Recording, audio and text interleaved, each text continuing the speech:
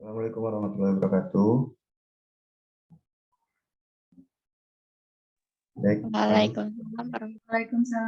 Waalaikumsalam warahmatullahi wabarakatuh. warahmatullahi wabarakatuh.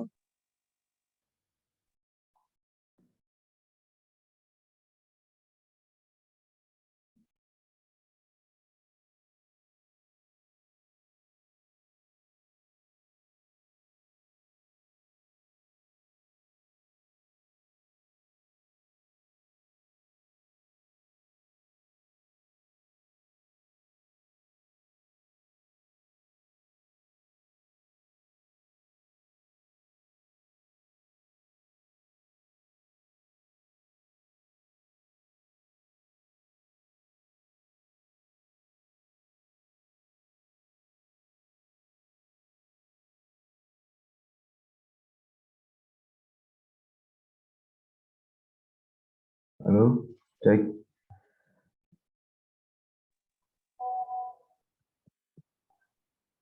Assalamualaikum. Waalaikumsalam.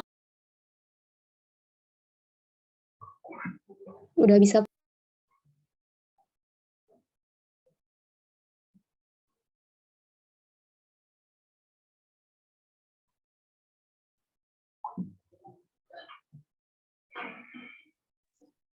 Ya, bagaimana moderator?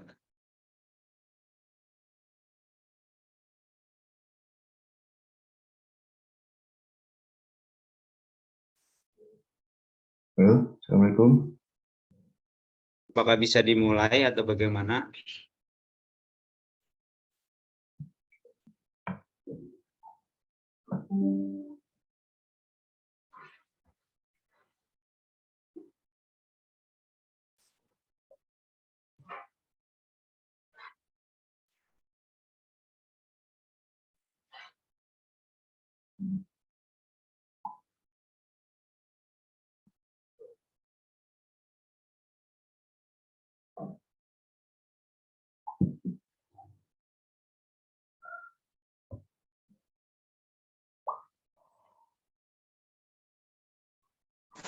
Maaf Kak, sebentar ya Kak, ada terkendala suara. Kalau di tempat host terdengar suara, tapi tempat kita nggak terdengar gitu Kak.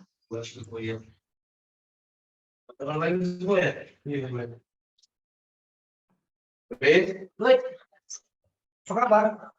Jam berapa dari sini? Jam berapa? Jam 9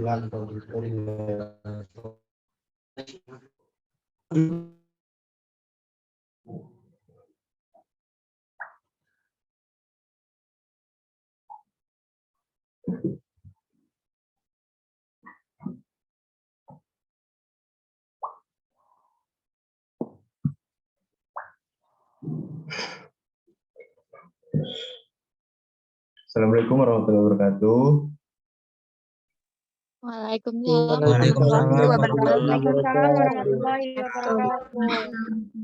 Di pagi yang cerah ini, kami dari kelompok 4 mata kuliah Pendidikan Kewarganegaraan ingin mempresentasikan hasil kerja kami mengenai demokrasi di Indonesia.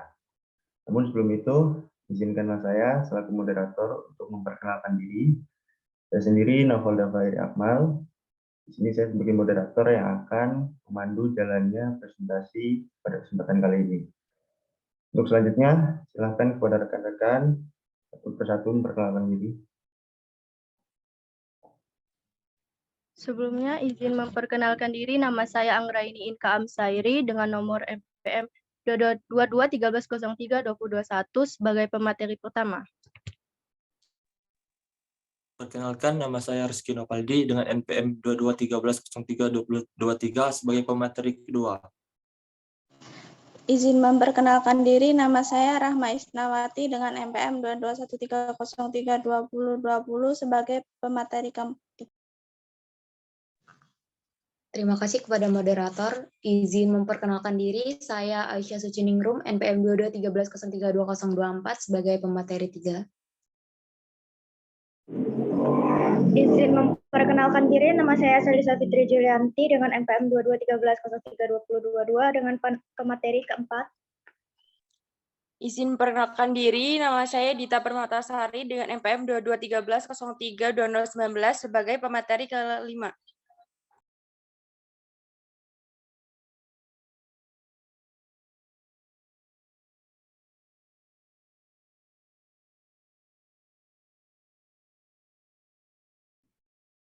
Baik, untuk langsung masuk ke materinya, silakan kepada pemateri pertama untuk langsung menjelaskan.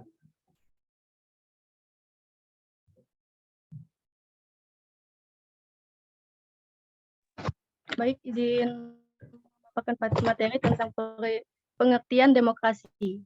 Jadi, demokrasi berasal dari bahasa Yunani yaitu demokratis, yang berarti kekuasaan rakyat. Menurut KBBI, demokrasi adalah gagasan atau pandangan hidup yang mengutamakan persamaan hak dan kewajiban.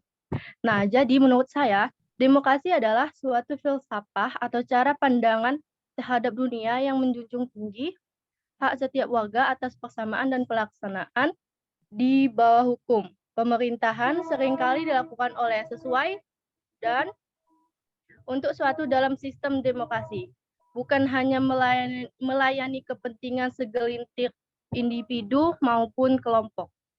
Sekian, terima kasih. Saya kembali. Itu tadi sekian penjelasan dari saudara ini. Untuk pemateri kedua, waktu dan tempat dipersilakan. Terima kasih moderator. Sini saya akan menjelaskan tentang macam-macam demokrasi. Yang pertama, demokrasi berdasarkan ideologinya.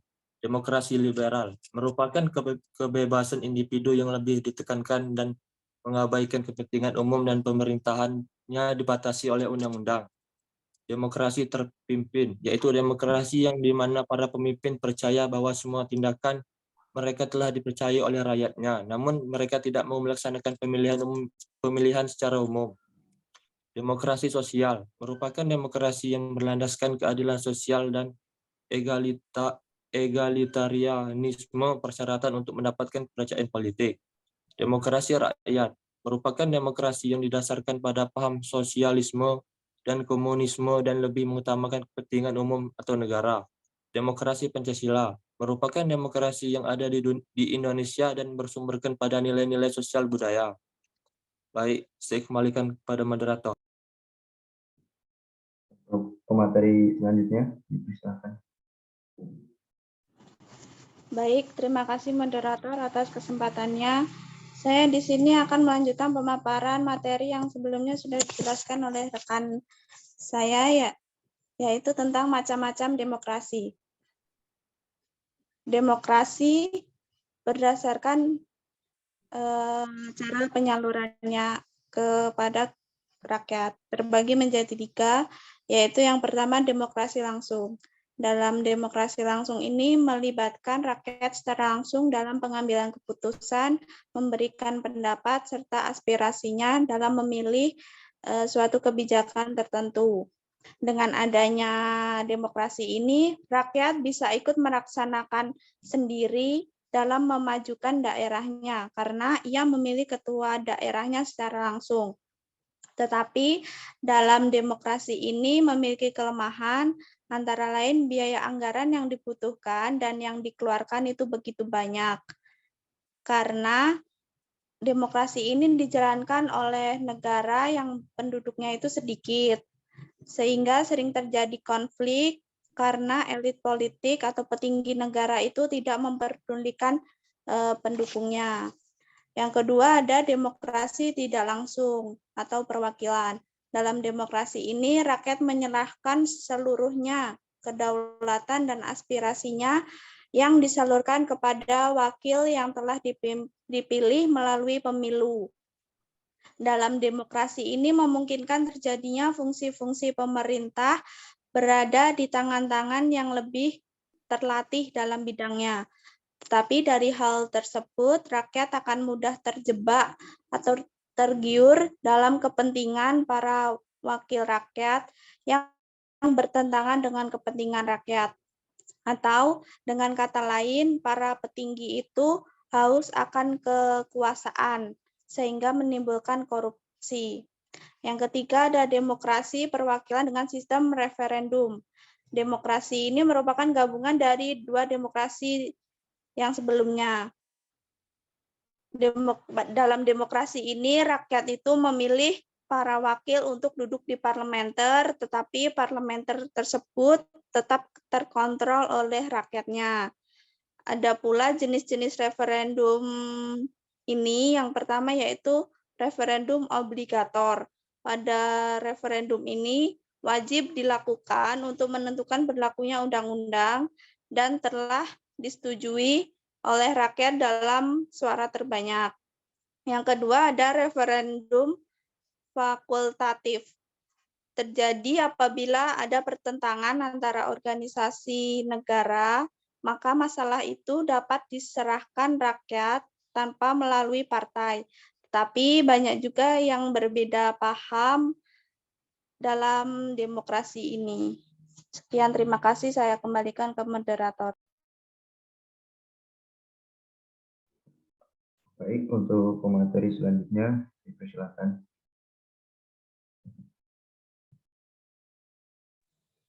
Baik, terima kasih moderator. Di sini saya akan menjelaskan mengenai prinsip demokrasi. Yang pertama yaitu adanya pembagian kekuasaan, di mana pada setiap demokrasi ini harus ada yang memiliki kekuasaan. Tidak semua orang bisa memiliki kekuasaan. Apabila semua orang memiliki kekuasaan, maka tidak sulit untuk berjalannya suatu demokrasi. Kemudian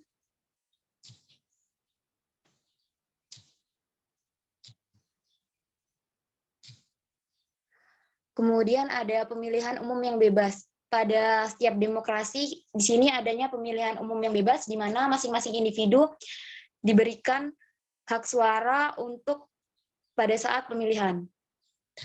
Yang ketiga yaitu adanya manajemen yang terbuka. Pada saat demokrasi harus ada manajemen, di mana manajemen tersebut untuk membuat bagaimana suatu demokrasi itu tersusun. Kemudian ada kebebasan individu, sama yang dengan nomor 2 yaitu pemilihan umum yang bebas, maka ada kebebasan individu untuk memilih maupun menentukan siapa yang akan mereka pilih. Kemudian ada peradilan yang bebas. Setelah itu ada pengakuan hak minoritas. Kemudian adanya pemerintahan yang berdasarkan hukum. Di sini telah kita ketahui bahwasanya Indonesia adalah sudah berdasarkan pemerintah yang berdasarkan hukum. Kemudian adanya pers yang bebas, adanya supremasi hukum, dan terdapat beberapa partai politik, di mana pada setiap demokrasi pasti ada partai politik yang ikut antusias dalam demokrasi. Cukup.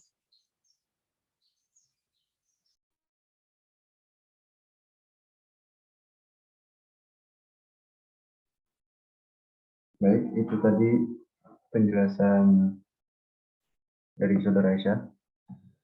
Untuk selanjutnya, silakan. Baik, di sini saya akan menjelaskan tentang perkembangan demokrasi di Indonesia.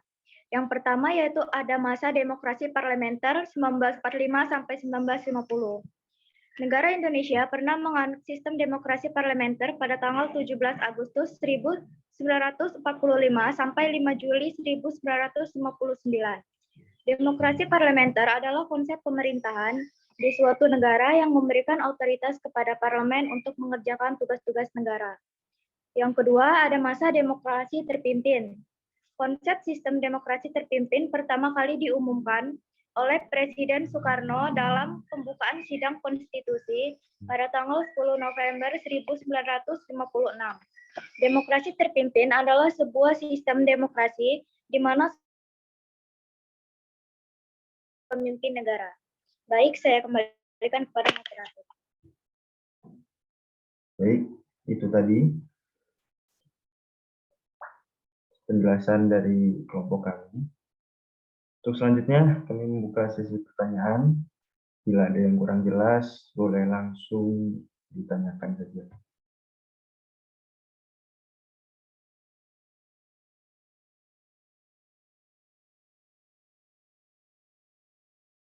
Ya, silakan kepada Wulan. Baik, izin memperkenalkan diri. Atas nama B. Wulandari, NPM 2213032028, di sini saya mau bertanya. Dalam perkembangan bangsa Indonesia, demokrasi Pancasila ikut turut berkembang seiring dengan terjadinya pergantian masa serta kepemimpinan. Sebutkan perkembangan apa saja pada demokrasi Pancasila. Terima kasih. Ya, sama-sama. Selanjutnya, jika ada yang ingin bertanya lagi, silakan. Ya.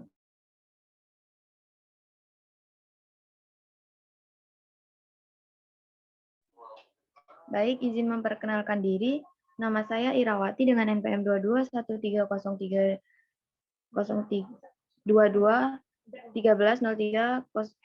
berapa sih? Mohon maaf. Perkenalkan, nama saya Irawati. Di sini saya ingin bertanya, apakah benar rakyat sudah diikutsertakan dalam mengawasi jalannya pemerintahan yang ada di Indonesia ini? Terima kasih.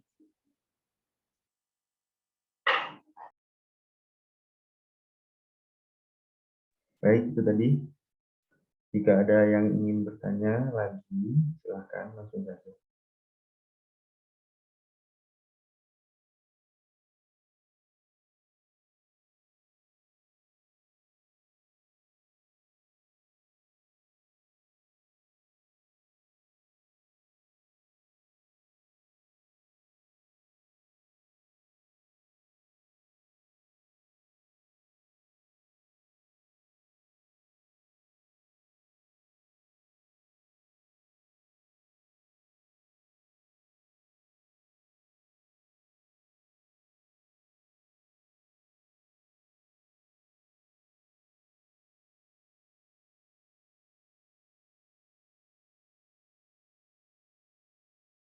Apakah cukup? Tidak ada yang bertanya lagi?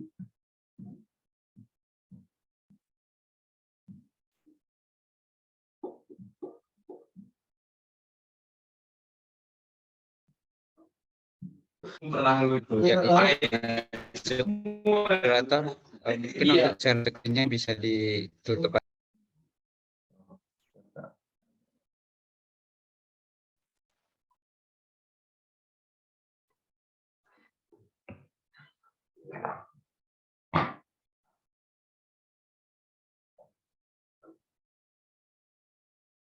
Baik, pada rekan-rekan, jika ada yang langsung ingin menjawab, silakan. Karena nggak ada yang nanya lagi.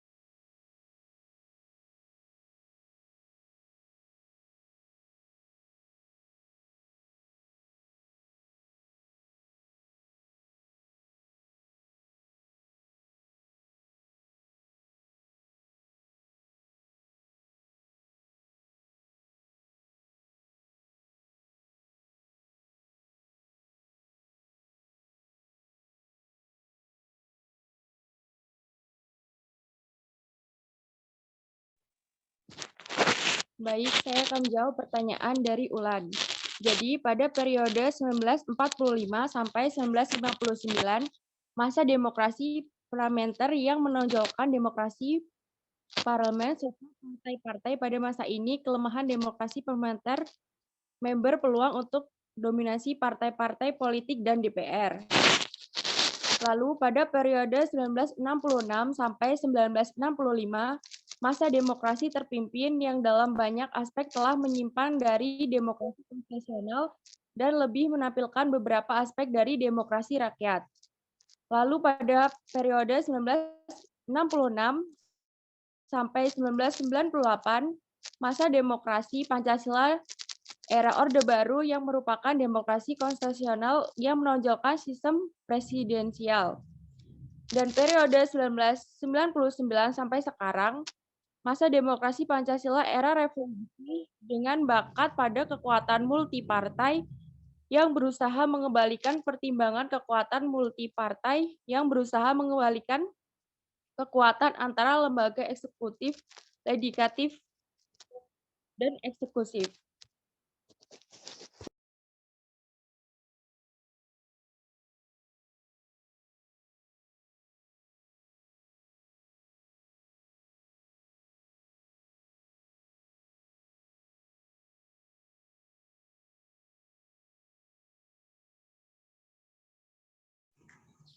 Baik, di sini saya akan jawab pertanyaan dari yaitu dalam alur pemerintahan apakah masyarakat ikut serta untuk mengawasi? Jawabannya tidak, karena dalam alur pemerintahan yang mengawasi jalannya itu ada BPK, yaitu Badan Pemeriksa Keuangan, dan ada APIP, yaitu Aparat Pengawas Intern Pemerintah. Selain itu ada juga Dewan Perwakilan Rakyat yang ikut mengawasi alur pemerintahan yang ada di Indonesia. Terima kasih. Apabila ada yang ingin menyanggah dan menambahkan, dipersilakan.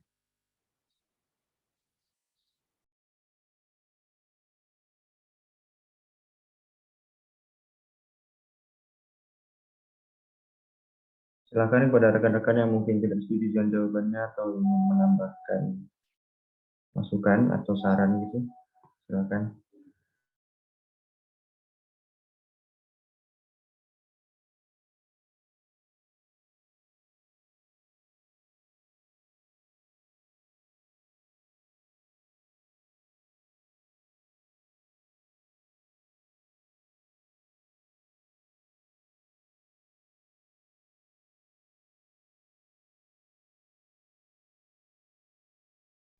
Jika tidak ada yang menyanggah atau menambahkan, berarti jelas ya semuanya jawabannya. Kalau jelas ini saya tutup presentasinya.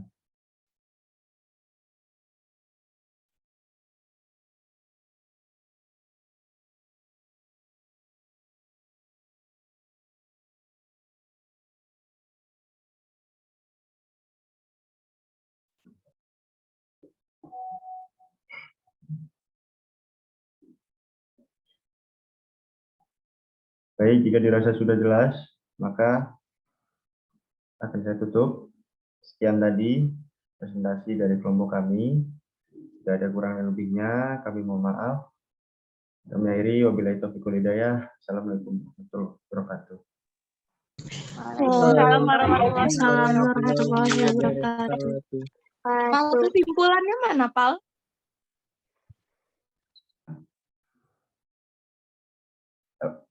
Emang ada yang ini kesimpulannya? Moderator ya nyebutin kesimpulan, Pal.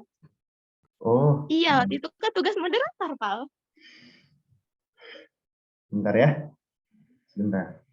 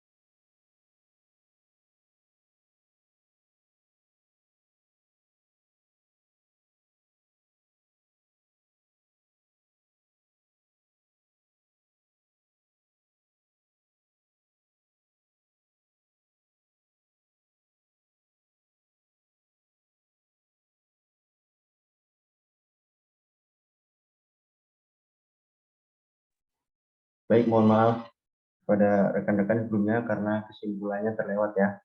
Jadi di sini saya akan langsung saja bacakan kesimpulan dari presentasi kali ini. Ini demokrasi mempunyai arti penting bagi masyarakat yang menggunakannya. Sebab dengan demokrasi, hak masyarakat untuk menentukan sendiri jalannya organisasi sebuah negara. Oleh sebab itu, hampir semua pengertian yang diberikan untuk istilah demokrasi ini selalu memberikan posisi penting bagi rakyat.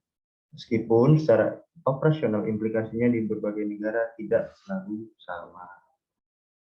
Jadi negara demokrasi adalah negara yang diselenggarakan berdasarkan kehendak dan kemauan dari rakyat.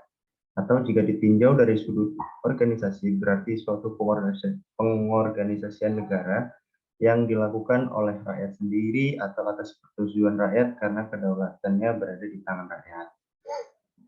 Indonesia mengalami beberapa transisi kekuasaan. Pra-transisi berlangsung sebelum kejatuhan rezim yang berkuasa. Biasanya dalam tahapan ini terjadi krisis ekonomi dan politik yang sulit dikelola.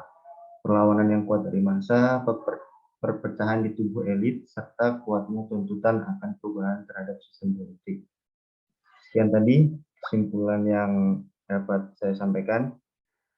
Kurang lebihnya, saya mohon maaf. Saya akhiri. Wassalamualaikum warahmatullahi wabarakatuh. Waalaikumsalam warahmatullahi wabarakatuh. Waalaikumsalam warahmatullahi wabarakatuh.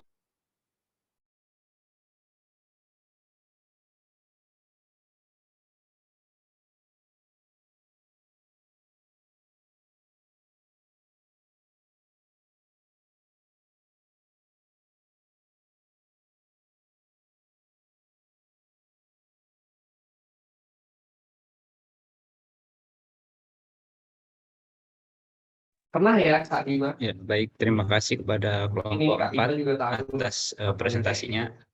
Untuk selanjutnya silahkan kalian buka kelasnya, isi presensi.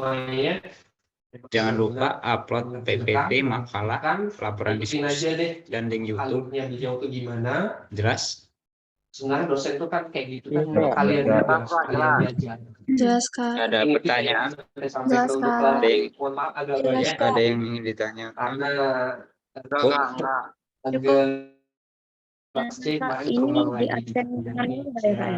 wanti-wanti aja gitu.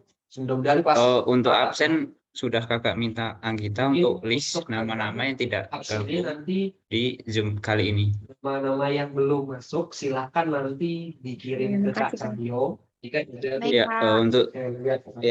untuk tugas individunya silahkan kalian buka bab 5 kelas 1. Aja yang nggak masuk dari pertemuan pertama sampai sekarang itu ya Untuk ketentuannya seperti biasa 2 lembar per jawaban.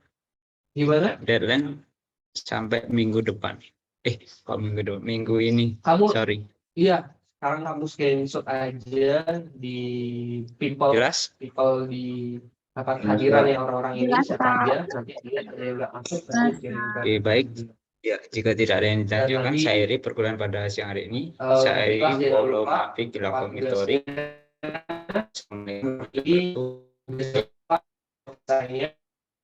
Saya ini